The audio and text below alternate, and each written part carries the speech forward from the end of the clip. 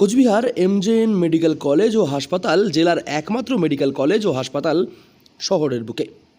আর এই মেডিকেল কলেজের বিষয় নিয়ে একাধিক অসুবিধার কথা সামনে উঠে আসছিল দীর্ঘ সময় ধরে। সমস্যার কথা জানাচ্ছিলেন বহু মানুষেরা, তবে দীর্ঘ সময় পর্যন্ত সেই সকল সমস্যার কোনো সমাধান হচ্ছিল না।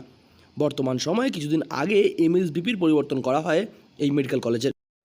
কোচবিহার হাসপাতালের অবস্থা কিরকম? ভালো আছে, এখন পরিষেবা ভালো দিচ্ছে ওরা। নতুন এমএসভিপি আসার পর থেকে কি পরিষেবা কিছুটা চেঞ্জ হয়েছে বলে মনে হয়? একটু চেঞ্জ হয়েছে। চেঞ্জ হয়েছে একটু। ওয়ার্ডে কি সবসময় লোকজন থাকছে? আর আপনার কদিন হয়েছে পেশেন্ট কি নিয়ে আসার? 2 দিন 2 দিন। 2 দিন হয়েছে। 2 দিনে কি মনে হচ্ছে যে পেশেন্ট সুস্থ হয়ে যাবে? পেশেন্ট মোটামুটি সুস্থ হয়ে গেছে। এখন আইসিইউতে ছিল, ওনাকে এখন ট্রান্সফার করছে নর্মাল বেডে। নতুন এমএসভিপি জয়েন করার পর থেকেই একাধিক পরিষেবার রদবদল ঘটানো হয়েছে। এছাড়াও বিশেষভাবে সুরক্ষা ব্যবস্থার ওপর কড়া নজর দেওয়া হয়েছে, যার ফলে বর্তমান সময়ে হাসপাতাল চত্বরে যে সমস্ত এলাকাগুলিতে পর্যাপ্ত সিসিটিভির ব্যবস্থা ছিল না, সেই এলাকাগুলিতেও সিসিটিভি বসানো হয়েছে নতুন করে। এছাড়া মাঝে মধ্যেই হাসপাতালে টহল দিতে দেখা যাচ্ছে পুলিশ প্রশাসনের বিভিন্ন কর্মকর্তাদের। গোটা বিষয়টি নিয়ে রীতিমতো খুশি রোগীর আত্মীয় পরিজনেরা।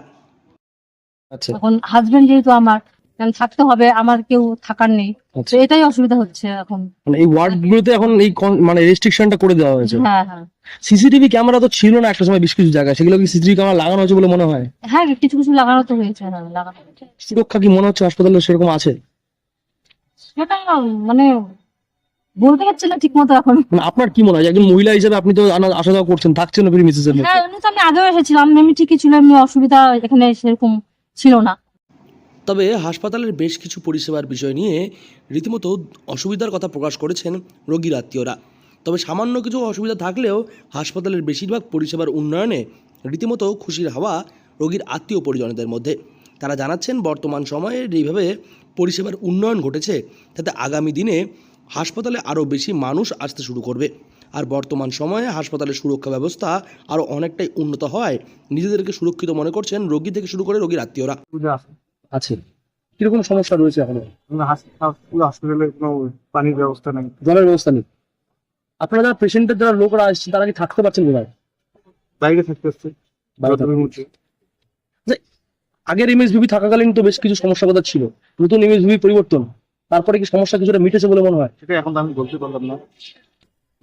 হাসপাতালে তো বেশ কিছু জায়গায় সিসিটিভিও ছিল না, এখন কি সিসিটিভি লাগানোর ফলে কি সুরক্ষা কিছুটা হলেও বেড়েছে বলে মনে হয়? সুরক্ষাটা হয়েছে, মানে ঠিকঠাক হয়েছে।